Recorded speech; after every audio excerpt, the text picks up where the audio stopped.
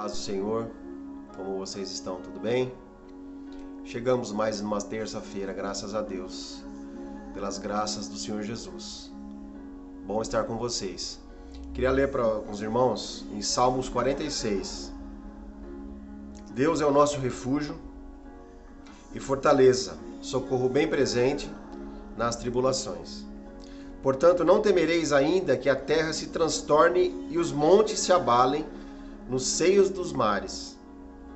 Ainda que as águas tumultuem, espumejem, e na sua fúria os montes se estremeçam, há um rio cujas correntes alegrem a cidade de Deus, o santuário das moradas do Altíssimo. Deus está no meio dela e jamais será abalada. Deus o ajudará desde antemanhã. Que palavra de conforto, né, amados? De paz. E quem luta nossas guerras por nós é Jesus. Eu creio nisso, como esse louvor está tocando. Eu creio que Deus, Ele está à frente das nossas guerras. E quero dizer para vocês que fiquem em paz. Deus está conosco em todo o tempo. Vamos ter uma palavra de bênção agora, uma palavra renovadora, vai renovar nossos ânimos, a nossa energia. E que Deus fale conosco nesta noite. Em nome de Jesus Cristo, amém.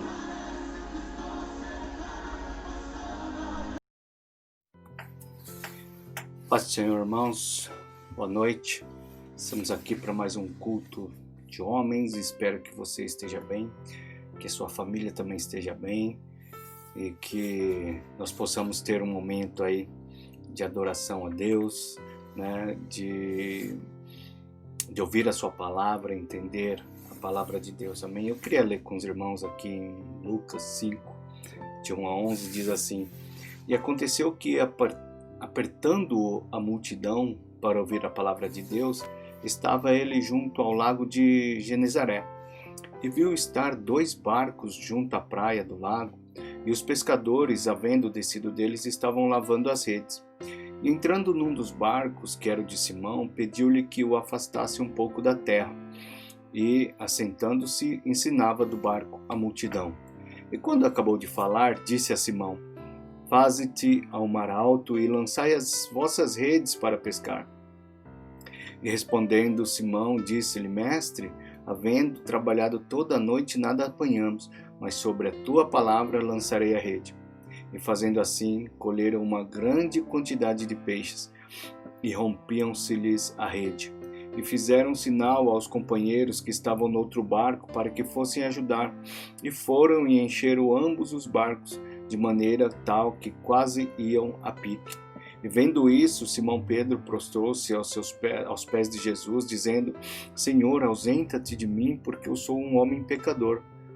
Pois que o espanto se apoderara dele e de todos os que com ele estavam, por causa da pesca de peixe que haviam feito.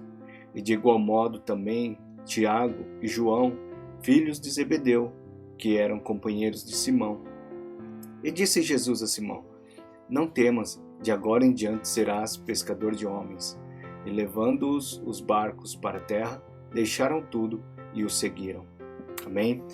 Vamos ter um momento de oração. Pai, em nome de Jesus, nós te louvamos e te agradecemos, Senhor, por este momento. Peço a ti, Senhor, que nos use segundo a tua vontade, de acordo com o teu querer, ó Pai.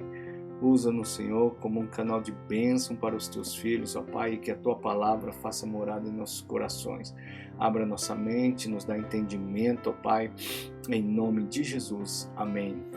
Diz a palavra do Senhor que Jesus, ele estava passando por aquela região, e Jesus já vinha pregando, já vinha curando, já vinha fazendo muitas coisas naquela região.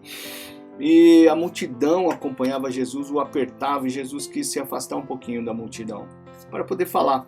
E Jesus, passando ali pela região do lago de Genezaré, ele viu o barco na praia, ele se aproximou, subiu num dos barcos e pediu que Simão o levasse para um pouquinho afastado da terra, né, um pouquinho afastado da praia. E ele começou a pregar para aquela multidão que estava ali, pregar a partir do barco, né, um pouquinho distante deles. E depois que Jesus pregou, Jesus olhou para Simão e falou: pega o seu barco, vai em alto mar e lança a rede para que você possa fazer a sua pesca. E Pedro disse a Jesus: mestre, nós trabalhamos a noite inteira, lançamos a rede a noite inteira e nada conseguimos pegar, mas sobre a tua palavra eu vou lançar a rede. E ele fez isso e houve uma grande pescaria, de tal modo que ele não conseguia trazer os peixes para dentro do barco, que a rede estava rasgando. Chamou o barco que estava ali do lado para que ambos pudessem pegar, e então eles conseguiram fazer aquela grande pesca, encheram os 2 barcos, de modo que os 2 barcos quase vinham afundar. E aí Pedro então reconheceu e olhou para Jesus e falou: mestre, afasta-te de mim, Senhor, afasta-te de mim, porque eu sou um homem pecador. E todas aquelas pessoas que estavam ali, Tiago e João também, ficaram espantados, né, com aquela pescaria. E Jesus acalmou, lhe disse: não temas, a partir de hoje você será pescador de homens. Diz a palavra do Senhor que eles puxaram o barco para a praia, deixaram tudo ali e o seguiram. E eu queria comentar com vocês sobre essa passagem, o quanto nós aprendemos em relação a Pedro, em relação às pessoas que estavam ali com ele naquela passagem. A primeira coisa que eu quero compartilhar com vocês é a obediência. Quando Jesus falou: vai até o alto mar, lança a rede, Pedro ele poderia simplesmente interpelar e falar: Senhor, eu já fiz isso a noite inteira, não vou fazer novamente. Mas Pedro resolveu: sobre a tua palavra eu vou lançar a rede. E quantas vezes nós, irmãos, dentro do nosso conhecimento, dentro da nossa profissão, dentro daquilo que nós conhecemos, da nossa razão, nós deixamos de ouvir a voz do Senhor.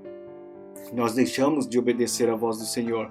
Mas Pedro não. Pedro, ele simplesmente, sabendo que ele havia trabalhado a noite inteira, cansado, exausto, já estava lavando a rede para guardar, ele falou: não, eu vou fazer, eu vou obedecer ao mestre.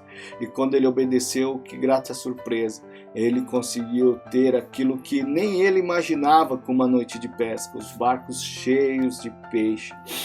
E aí a gente começa a entender então que fazer a vontade de Deus nos traz benefício. A palavra do Senhor diz em João 14:23, se alguém me ama e guarda a minha palavra, e o meu Pai o amará, viremos nele e faremos nele morada. Não só isso, mas em João ele fala assim: se permanecerdes em mim e a minha palavra permanecerdes em vós, pedireis tudo o que quiseres e vos será feito. É claro que nós temos que ter a palavra do Senhor, ou obedecer a Deus, não somente por essa condição de troca, mas obedecermos porque Ele é Deus, porque Ele é Senhor das nossas vidas. E quando nós aceitamos a Jesus, nós falamos: Senhor, Tu és o Senhor, venha o Teu reino. Quando nós falamos isso, quer dizer o quê? Que nós já não somos mais nós que vivemos, mas Cristo vive em nós. A vontade de Deus vai ser feita através das nossas vidas. A segunda coisa que nós aprendemos nessa situação, nessa passagem bíblica, é o reconhecimento de quem nós somos. Pedro, quando teve esse contato com Jesus, quando ele percebeu quem Jesus era, ele falou: afasta-te de mim porque eu sou um pecador. Ele reconheceu a condição de pecador dele. Ele não falou que ele era bom, que ele era ruim, mas que ele era pecador. E quando nós entendemos, quando nós temos esse contato, quando nós temos esse conhecimento de quem Deus é, ou temos esse encontro com Jesus, nós reconhecemos quem nós somos, que nós somos pecadores e carecemos da graça de Deus, carecemos da sua misericórdia, do seu amor. E nós temos um exemplo maravilhoso na palavra de Deus, Isaías 6, quando Isaías ele viu o trono do Senhor, ele olhou e viu aquele trono rodeado dos anjos cantando santo, santo, santo, ele olhou para dentro dele. Ele não olhou para mais ninguém, ele não apontou o dedo para mais ninguém. Ele olhou para dentro, assim como Pedro olhou para ele mesmo e disse: ai de mim, porque eu vou perecer, porque eu sou um homem de impuros lábios, habito num povo que também tem lábios impuros, e os meus olhos viram o Senhor. Irmãos, quando nós temos um encontro com Jesus, quando nós temos um encontro com Deus, a primeira coisa que nós reconhecemos é a nossa condição e nós olhamos para dentro. Nós olhamos para nós reconhecemos a nossa fraqueza, nós reconhecemos quem nós somos, que nós somos pecadores e carecemos da glória de Deus. Da mesma forma, quando nós olhamos para os nossos irmãos, nós entendemos que assim como nós somos carentes da glória de Deus, da presença de Deus, da misericórdia de Deus, da graça de Deus, nosso irmão também é. Por isso que Paulo ele vai falar para nós suportarmos os mais fracos, para nós considerarmos o nosso irmão como sendo superior a nós. Porque de verdade nós não somos melhores que ninguém se não fosse a misericórdia de Deus nas nossas vidas. E a terceira coisa que nós podemos observar nessa passagem bíblica é seguir a Deus, seguir a Jesus incondicionalmente. Quando Jesus faz o convite e fala para Pedro: não temas, a partir de hoje você será pescador de homens, ele não pensou, ele arrastou os barcos ali para a praia, largou tudo e seguiu a Jesus. Nós, no mundo em que vivemos, na nossa situação atual, quanto que nós temos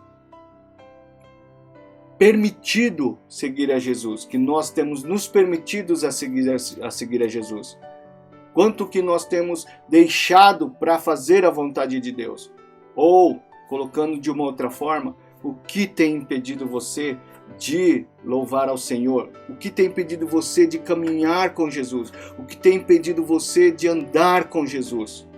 De fazer a vontade de Jesus? Nós, irmãos, não podemos ter dois senhores. A palavra do Senhor nos diz que ou haveremos de agradar a um ou ao outro. Nós temos no nosso coração a preferência de um ou de outro. Nós não podemos ter dois senhores na nossa vida. Uma das coisas que falta entendimento, ou que nós temos que ter entendimento, é em relação à provisão de Deus. Nós achamos que a nossa provisão vem do nosso emprego, vem da nossa empresa, vem daquilo que nós trabalhamos para conseguir o nosso ganha-pão. E nós esquecemos que quem dá a provisão é Deus, quem nos sustenta é Deus, quem te dá um emprego é Deus, quem mantém a sua empresa é Deus, quem te dá condições para você trabalhar no que quer que seja para se manter é Deus. Uma vez me questionaram se no seminário se eu poderia ser um pastor integral ou um pastor bivocacionado, trabalhar na obra e secularmente. Eu disse que preferia trabalhar secularmente e trabalhar na obra, porque eu não queria depender da igreja. Pelo que o pastor retornou e falou assim para mim, o professor falou assim para mim: mas você acha que quem que provê o seu emprego? Eu falei: é Deus. E se você tiver 100% na igreja, quem que vai prover? É Deus. Aí eu entendi que a provisão vem de Deus. A forma como Deus vai fazer essa provisão chegar até as suas mãos que muda. Mas quem continua provendo é Deus nas nossas vidas. Que nós possamos entender essa palavra de Deus. Entender a vontade de Deus na nossa vida e deixarmos aquilo que atrapalha, fazermos a vontade de Deus de lado para que possamos o servir com todo o nosso coração, com todo o nosso entendimento, com toda a nossa razão, com tudo aquilo que Ele traz para as nossas vidas. Mateus 6:33 vai falar sobre isso, falar: buscai primeiro o reino de Deus e todas essas coisas serão acrescentadas. Deus não vai deixar você passar fome se você estiver no centro da vontade de Deus.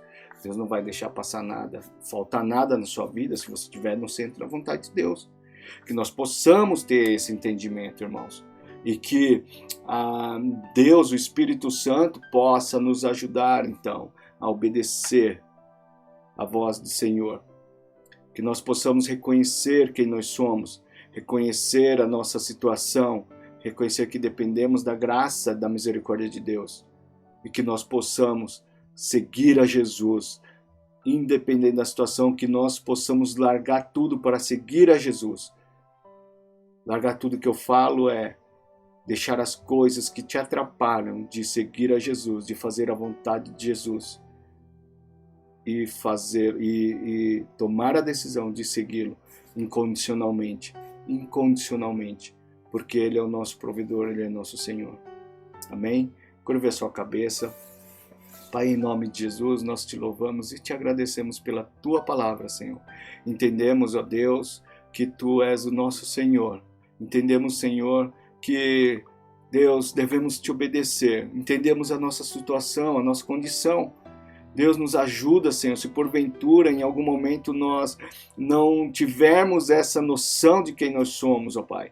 Mas ajuda-nos, Senhor, a compreender, ó Pai, a nossa vulnerabilidade, a nossa necessidade da sua graça, do seu amor, da sua misericórdia em nossas vidas. Pai, nos dá graça também para podermos te seguir incondicionalmente, Pai, para podermos seguir e fazer a tua vontade, ó Deus, que as coisas desse mundo que nos atrapalham, ó Pai, de fazermos o teu querer, ó Deus, de seguirmos a ti, Senhor, que seja eliminado nas nossas vidas, porque eu tenho certeza, ó Pai, que tu és um Deus que provê, um Deus que guarda, um Deus que cuida, um Deus que abençoa, um Deus que toma conta dos seus, ó Pai. A tua palavra nos diz que não há Deus e não houve um Deus igual ao nosso Deus que trabalha em prol daqueles que o temem.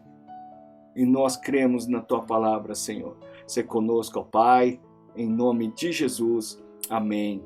Amém. Que você tenha uma ótima noite, tenha uma ótima semana debaixo das mãos de Deus. Reflita sobre esta palavra. Pense, irmãos, você está obedecendo a Deus? Você reconhece a sua necessidade de ter a graça de Deus sobre a sua vida? E o que tem te atrapalhado de seguir a Jesus incondicionalmente? Que o amor de Deus, a graça do nosso Senhor e Salvador Jesus Cristo e a doce consolação do Espírito Santo esteja sobre você e o seu lar, de agora e para todo sempre, no nome de Jesus. Amém. Deus os abençoe, irmãos.